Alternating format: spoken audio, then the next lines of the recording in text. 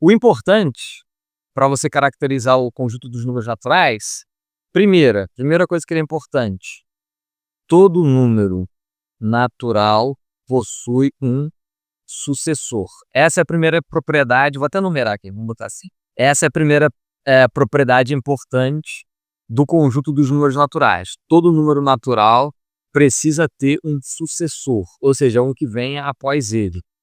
A segunda propriedade importante é que números naturais diferentes possuem sucessores diferentes. Essa é a segunda propriedade importante do conjunto dos números naturais. Qual é a terceira propriedade que caracteriza o conjunto dos números naturais? É que existe um número existe um único número natural que não é sucessor de ninguém. Ora, se todo número natural tem que ter um sucessor, todos os naturais possuem sucessores diferentes, significa que existe uma quantidade finita ou infinita de números naturais? Infinita. Se você juntar essas duas primeiras propriedades, você vai verificar que tem uma quantidade infinita, né? Porque todo mundo tem que ter um sucessor. E se não pode repetir, né? Se números diferentes têm sucessores diferentes, como eu não posso repetir, tem sempre que ter um novo. Então, é uma quantidade infinita de números naturais, o que significa que não tem um último número natural, não é isso? E a terceira, se as duas primeiras propriedades dizem pra gente que não existe um último número natural, a terceira propriedade diz o quê? Tu diz que existe um primeiro, exatamente. Tem um que não é sucessor de ninguém. Ele é o primeiro número natural. Por isso que não importa começar no 0 ou no 1, basta que tenha um primeiro, pode ser qualquer um. Poderia começar o número dos naturais no 2 também, mas aí já ficaria muito confuso, porque você não teria o elemento neutro da multiplicação ali dentro, né? Não teria aquele número tal que todos multiplicados por ele dão o próprio número. Então aí não é muito bom, não seria útil nem prático começar o conjunto dos números naturais do 2 ou de qualquer outro. Agora do 0 do 1 não faz muita diferença. Tá bem? O importante é que tenha um primeiro. E a quarta e última propriedade que caracteriza o conjunto dos números naturais é a seguinte: se S é um conjunto de números naturais que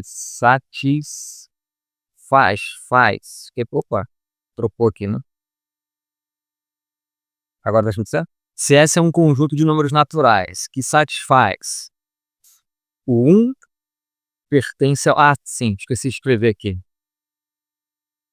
Aqui no nosso curso, adotamos a convenção.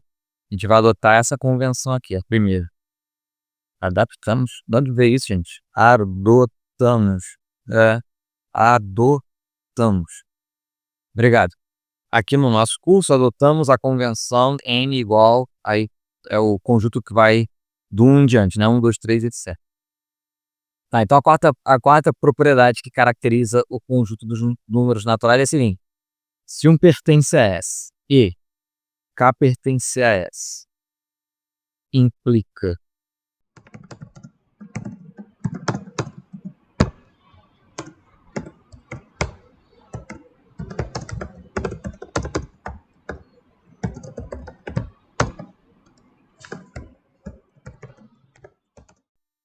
olha aí a quarta propriedade que caracteriza o conjunto dos números naturais. Se S é um conjunto de números naturais que satisfaz essas duas propriedades aqui, quais são as duas propriedades? Ele tem o primeiro número natural, já que eu estou na convenção de que os naturais começam no 1, né? Então esse conjunto aqui de números naturais contém o primeiro número natural.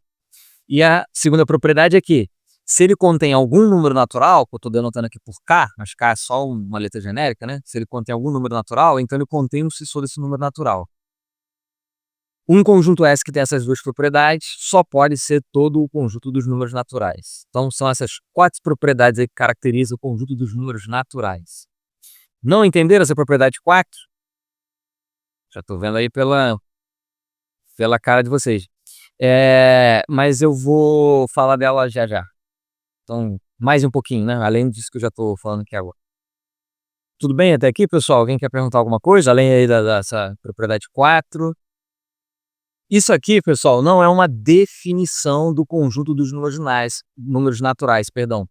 Para definir de fato, eu teria que fazer uma construção, aí vocês assistam aquele vídeo lá. Mas é uma curiosidade, eu vou cobrar o que está lá aqui na nossa disciplina, aqui a gente vai por esse caminho mesmo. Esse caminho aqui eu chamaria de caminho axiomático, é um caminho em que a gente estabelece o conjunto dos números naturais através desses 4 axiomas. O que é um axioma mesmo? Vocês estudaram lá em Fundamentos da Matemática? O que é um axioma? É o postulado, certo? É um sinônimo. O que é isso?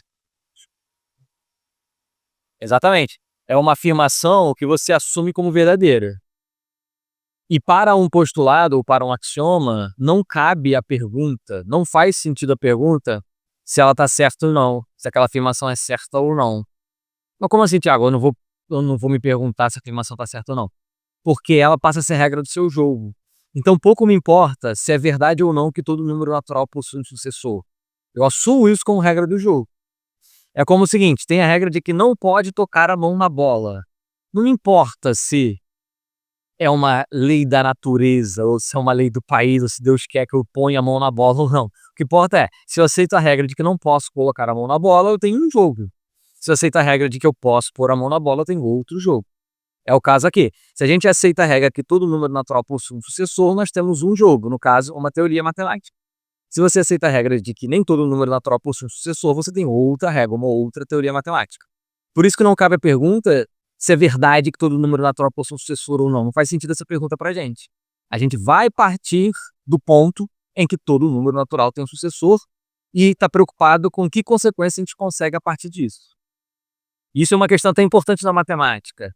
A matemática não está preocupada com a veracidade das premissas, ou seja, das hipóteses, dos pontos iniciais. A matemática só está preocupada com o que você pode concluir a partir delas. Quem está preocupado com as verdades das premissas, em geral, são as ciências naturais. Então, a física está preocupada em saber se realmente toda vez que eu jogo um objeto para o alto ele vai cair, ou se a luz viaja de certa forma. Ela está preocupada com essas premissas, são aquelas leis iniciais.